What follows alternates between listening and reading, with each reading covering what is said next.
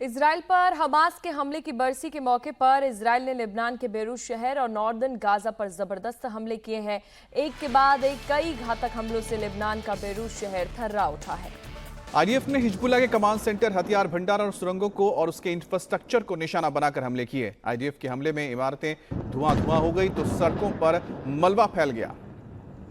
तो सड़कों पर मलबा फैलने के बाद धमाकों का ये वीडियो सामने आया और ये बता रहा है कि आईडीएफ ने कितने पावरफुल ब्लास्ट बेरूत के अंदर किए हैं। और बेरूत के अंदर लगातार हिजबुल्लाह के ठिकानों पर हमले किए जा रहे हैं, जहां पर असला, बारूद और तमाम चीजें रखी गई हैं। बेरूत के दक्षिणी शहर सिनल फील्ड में इजराइल ने एक के बाद एक ब्लास्ट किए। धमाके इतने जोरदार थे कि ब्लास्ट के बाद धुएं का गुबार उठने लगा, जो कई किलोमीटर दूर से देखने को मिला। हिजबुल्लाह के ठिकानों पर किए गए इजरायली अटैक में भारी तबाही की आशंका जताई जा रही है। अब इधर इजराइल के हाइफा शहर में भी पिछली रात हिजबुल्लाह ने रॉकेट दागे हैं, जिसे वक्त रहते इंटरसेप्ट कर लिया गया, लेकिन कुछ रॉकेट्स थे जो रिहायशी इलाकों में गिरे हैं। हालांकि बताया जा रहा है कि जहां पर ये गिरे हैं वहां पर किसी को कोई नुकसान नहीं हुआ है, जैसा कि आप इस तस्वीर में देख सकते हैं, जहां सड़क के किनारे एक जगह बड़ा सा गड्ढा बना हुआ है, जहां पर हिजबुल्लाह का रॉकेट आकर गिरा था। और आईडीएफ ने कंफर्म किया है कि लेबनान की तरफ से दागी गई मिसाइल को इंटरसेप्ट करने में नाकामी के कारण मिसाइल रिहायशी इलाके में जा गिरी, जिससे हाइफा शहर में कुछ इमारतों को क्षति हुई है। हाइफा पर हुए मिसाइल अटैक में 6 नागरिक फिलहाल घायल हो गए हैं।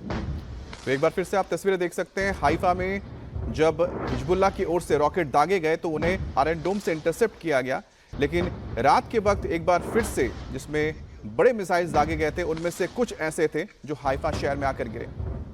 इजराइल पर हमास के हमले की बरसी के मौके पर प्रधानमंत्री नेतन्याहू ने रविवार को नॉर्दर्न बॉर्डर पर आईडीएफ बेस का दौरा किया, जहां उन्होंने उत्तरी कमान के प्रमुख के साथ आईडीएफ के सोल्जर्स से मुलाकात कर उनका हौसला बढ़ाया। अब नॉर्दर्न बॉर्डर वही इलाका है जहां से आईडीएफ लगातार लेबनान को टारगेट कर रहा है और पीएम नेतन्याहू ने अपने सैनिकों को इसमें शाबाशी दी और उनके काम को सराहा और साथ ही साथ दुश्मनों पर उनके प्रहार को लेकर उनसे बातचीत की, उनकी स्ट्रैटेजी को लेकर उनसे चर्चा की।